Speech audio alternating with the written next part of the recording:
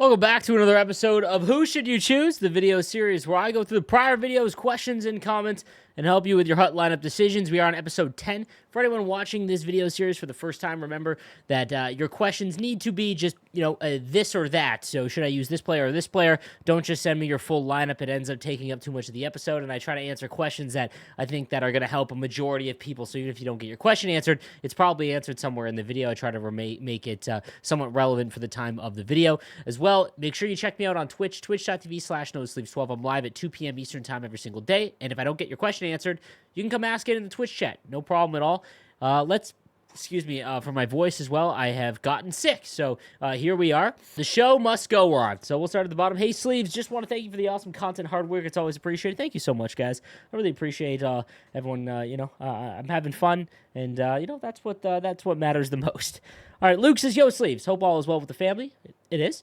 I feel like poachecks have been severely nerfed this year, and I'm left wondering, is this due to overalls being so low? What are some tips in defending without effectively poachecking? Appreciate the grind. So, poachecking became an issue last year because they really did a big nerf to it from 22 to 23, and essentially what they did was when you hold down or press R1, it'll slow down your skater, right? So, what happens a lot now is if you are defending the rush and someone's rushing right at you, unless you are perfectly in front of them, I don't tend to poach-check at all, because if you miss, your slowdown essentially means that you're not catching up to that player as a 2-on-1 against.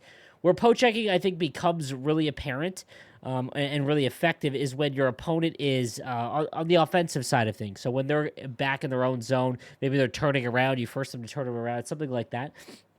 Also, remember the poach-checking stat or the stick-checking stat. The higher the stat, the faster that you will get the R1 off or the RB off, as well as how accurate it'll be to the puck. When you hit R1, it will go to where the puck is, which is why you get tripping penalties, because if it moves when you hit it, that's how you get it. So when it comes to stick checking, I honestly, on defense as a whole right now, especially after the update, I don't do anything. I don't hit. I'll shove by flicking up on the right stick, but I'll just kind of get my guys in position and let the bumping physics and all of that kind of handle all of that. So on to the next one. Minnie Fletcher says, "Hey, Sleeves, love the content. I'm playing to lose slightly less often. I made Icon Gretz. I'm an Oilers fan, and I pulled the 88 Mario from the objective pack. I have enough cards and coins to get the Icon Mario. Do I just send it on him or wait since I have the 88? I also have all the team builders, so I don't have to worry about saving for those. My man, pay to lose slightly less often. My dude blew up his Capital One card. It seems like such a waste to do that because you've already got the 88. But if you've already got all the team builders, I would make and save enough cards to have 2 extra team builders. Why I'm saying that is because you can only make the 87 team builders once. But I know what EA is going to do is when the 90s come out or whatever it is, there's going to be 6 of them, not 8 or not 4, meaning that you will need to make 4 more 87s. And because you can't do it right now, you want to save enough players to be able to do 4 more when that happens, because that's what it's going to cost for sure. Victor says, "Hey, Sleeves, hope you're feeling better now." I'm not, unfortunately, but my question is it worth to buy the 88 Star of the Month Adam Fox or just build them, keep up the amazing work? I think when it comes to these cards, I would, unless they have an incredible ability combo. So, for example, the Heritage Classic McDavid, I would build. Adam Fox is there's a lot of cards like him, and his abilities aren't fantastic, so I would probably buy him because then at least you can get a lot of your money back. If you do it untradeable, you're stuck with him, right? So the longevity has to be a lot longer. Brandon says, "Hey, Sleeves, I just pulled the new team of the week, 86 Carlson from a mega pack. My head champs forwards. My right D looks like this: Makar, Hamilton, and the Global C is Klingberg, so it's pretty weak. It could possibly use Carlson. However, I can make another 87 team builder right now. I already have Newendijk and Leach, so I could use that to make Breezewa or Breeze, depending on how you're spelling. I don't really need Robitaille. Breezewa is 100% the second make. He is the best card, in my opinion, behind Newendijk. I've used him for 200 games, 100%. If I were to sell Carlson, when do you think he'll have the most value? A bit after the content drop, he's somewhere around 90K, so I would at least wait until the supply drops next Monday or Tuesday, or should I even wait till then until he's out of packs entirely? The Carlson card is not all that great. It doesn't have amazing abilities. His skating isn't, anything special. So he will go down in value when he's out of packs. It's kind of like whatever the new hotness is. I would sell this on Saturday. Should I save up my coins to buy How now or wait and build 66 first? We had a follow-up question. Thanks for all the content. You have some of the best quality and thought out content by far. Keep up the good work and going to be joining the Dad Club soon. So any advice would be appreciated on top of the HUD advice. Thank you. First of all, congratulations. Secondly, be prepared for the worst sleep of your life. They do not tell the dads that you are provided with the potentially most uncomfortable chair that you'll ever have to spend the night in. Ever. So just be prepared for that. But no, honestly, man, just be there for your wife, when you're essentially just there for when she needs to sleep and shower and stuff. Unfortunately, that's your role for the first few months. It kind of sucks, but, my best tip, if the kid wakes up in the middle of the night and she's got to take care of him and feed him, just be up there with her. Just stay up there with her. Even if you're not doing anything, just be there with her. On top of the saving up coins to buy How now or wait and build 66 first. 66 is more impactful. Gordie Howe's price is not going to go up. It'll still be like, 600K. Sleeves, do you think Team of the Year collectibles will be like last year for sets or like the fantasy sets? Exactly like fantasy. Fantasy Team of the Season and Team of the Year will probably run almost identical. So think of it like that. Sleeves loves the vid. I have a very average team, mostly 84s, and a limited time to play, but I recently pulled a Mario power-up. Should I sell him and hugely improve the rest of my team or keep and use? If you have very little time to play, I would sell them for $1 million and have some fun. Go on a shopping spree. Thanks for all you do. Man, I appreciate that, man. I have X Factor, Hurdle, McDavid, and McCarr. Would you do the 50 gold pack again? No. Hey, Sleeves. I'm no money spent. I pulled Lemieux and Gordie out trade. Good Lord, guys. I have 8 team builders, and I'm wondering if I should go and buy gold players for the new team builders coming up. I wouldn't buy new, but I would take your rewards and, save them. Save all the NHLers. Hey, Slaves, I already have X Factor McDavid. Is it worth it to reroll Zegras, Toko, and Hurdle for another shot at a good X Factor? Someone replied, I'd say yes, Jack Hughes is going to be Team of the Year, and Jack Eichel will be really good. Also got Larkin there for you. That's true. Those 3 that you've got, I mean, Hurdle and Zegras are fantasy cards, but they're so low right now that it might take a long time before they're relevant, before they get upgrades. I'd probably do it. I don't know who you're looking for, though. I guess McCarr. Hughes is probably going to get a Team of the Year. And Kachuk, too. Yeah, you're right. Breezewah. Hi, Slaves. I'm Div 2, and I'm 14 from Sweden. Bonjour. I'm thinking about doing Patterson Star of the Month slowly. Is it worth it? And I did the XP set for the icon choice and got 99. Do you think it's going to be like that, like a trade-in for putting in 99 for a 99 rated Gretzky? I don't think so on that. When it comes to Pedersen, I would try and buy him. He should be cheaper than the cost it is to build him, or close to it, I would say. So I would try and buy him. Although, if you're from Sweden, he's your favorite player, it's just so much more expensive to do the untradeable version. Bonjour, Sleeps. I picked Dan Girardi from the Team Builder Choice Pack. Thank you for the video. Can you recommend any right-handed D with gold shutdown to replace him?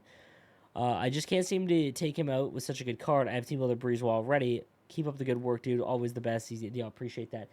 Well, I'm going to use trusty Hut Hub, my Hut database website here.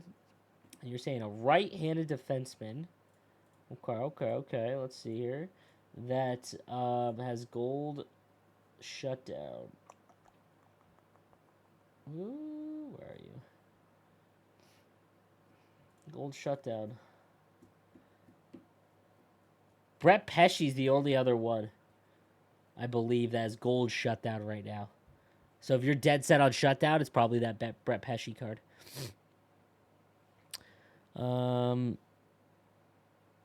It's gamer time. Hey, Sleeves, love the vids and the NAD series. I follow that for my free-to-play team, except I only play squad battles. I copped 87 Bakar for 85K. It's a good price.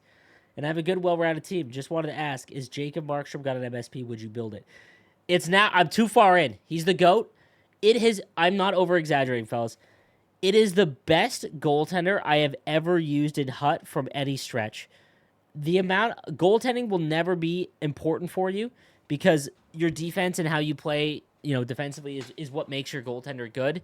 But what I do take note of is how many times that you expect a goal to go in and he somehow saves it. That's what I deem a good goaltender. And I don't know how many times that Markstrom has literally stole me a game. There's other good goaltenders out there, don't get me wrong. And some people even say that Markstrom's trash.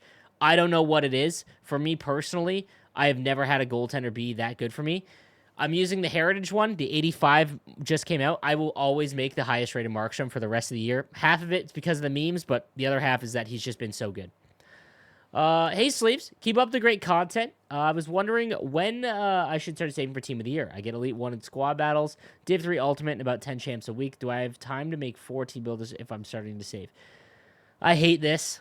So I've talked about this before, is that I think that saving for Team of the Year, I understand why people do it. I find it lame just because that means you're not participating in the other events halfway through, and there's a lot of good cards and exciting cards that get MSPs there, and you're basically saying, I've got to save everything for these cards at Team of the Year. And then what I mentioned before, if you put 4 of them, if you make 4 of them, those 4 are in your lineup for the rest of the game, and you can't change them out. So even if you don't like the player, like, you're stuck with them, right?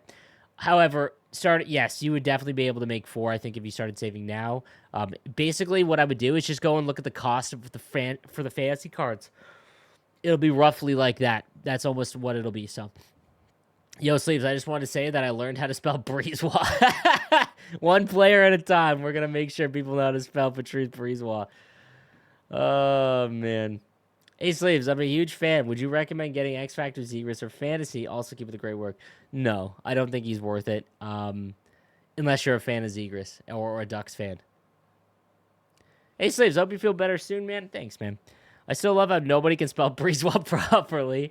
I feel like it's becoming a meme at this point. Oh, it's full-blown meme. This is Brick Bowser territory. If they will make the 87 team builders remakeable once they give us the next set of team builders, because it'll cost 2 87s to make the next level of team builders, and you can only make 6 87s because you can't remake any of the 87 team builders, then you'll be able to make 3 for the next level. And if you're going to make 6 of the next tier, how will you be able to make more of the tier 3s after tier 2 if you can only make 2? Yeah, so what he's saying is, I think once the next set of team builders will come out, is they're going to allow you to remake them. And the reason why they don't right now is so that you don't already have them saved. They want you to, spend your cards. Oh, you've already made them? Why should you save your NHLers? So why not trade them in for sets so that when the new ones come out, maybe you got to spend some money to get more gold players. But we're smarter than that. We're smarter than EA, okay? So what you want to do, you make all the team builders, all right? All 8. Is there 8 of them? 8 of them. No, there's 6. No, yeah, there's 8 of them. There's 8 of them. There will probably be 6 90s, right? And if there's 6 of them, that means that you've got to make 4 more 87s because it's 2 for 1. So what you want to do is just save as many NHLers. Pretend that you're trying to save up to make another team builder and just fill your team slots so that when the new team builders come out, you can just immediately cash them all in. Hey, Slaves, thanks for the great content. I'm relatively new to the game, only picking up NHL 3 at the end of the year. Oh, man, I'm so sorry, bro. You literally picked up the worst game in the last 7 years. I want to get better at using the right stick in possession of the puck, and I'm awfully guilty of trying to skate around and occasionally use the right stick for a DQ here or there. From watching your gameplay as well as other content on YouTube, I'm guessing that you are pretty much always using the right stick. Is there any way that I can get better at this? Any advice? Yes. So, what you want to get in habit of is you want to hold the puck away, essentially keep your body in between the puck and the person that's trying to... So in the offensive zone, let's say you're on your forehand and you have a left-handed skater and you're on the left-hand side of the ice, okay? You want to hold the left stick out so that your stick is further away to the left so that it's in between your body. It's away from your body and the person attacking you. Also, at the blue line, if you don't use the left or right stick, when they poke-check you, it's going to be poke-checked right away. Right when you catch a pass and there's a player near you on that pass, anticipate a poke-check. You want to be going left or right immediately to try and make sure that you avoid that poke-check, for example. I'm a bit of an old man when it comes to computer gaming. I've grown up with a SNES controller, and it's 4 or 6 buttons. These kids have all their analog sticks. I'd also love if you could do a video on how to run set plays for one-timers, point shots, etc. I could definitely do that, for sure. But yeah, you want to make sure you get in the habit of holding the puck out. So even if you're on your backhand, it's the same situation, right? Like if you want to have your body in between the puck and your opponent at all times. So holding out the thumbstick in whatever way to get that set up is what you want to do. What's up, Sleeves? What do you feel is the best way to make hut coins? I play a lot of Rivals, over 300 games played, and I don't feel like I make a lot of coins. Any suggestions? Well, the problem with Rivals is that it's a great way to get rewards, but the best way to get rewards is untradeable. You're not getting any coins. The best way to make coins, it's the objectives. So the X Factor and the Icon objectives. Now, assuming you've done all those, or maybe you haven't, there's a lot of coins to be made there. 187,000 by completing all of those objectives, if memory serves correctly. The other great way to make coins, squad battles, because the squad battle rewards will also give you coins on top of that, and tradable rewards. Hut Champs as well. If you make the Mega Players Pack, Hut Champs is probably the most profitable mode in the game right now. Depending on how many Mega Players Packs you can make, because they're tradable, it's like 30K even if you didn't pull anything. So that's what I would recommend. That is going to do it for today's episode of Who Should You Choose? Thank you guys again for watching. Make sure you are subscribed with notifications on for your best chance to get a question answered on the next video. And again, if you didn't get your question answered, just come to my Twitch chat. I'm going to be live in about 10 minutes, and I'll be able to answer any of your questions. Thanks again for watching. I'll see you next time. Have a good one.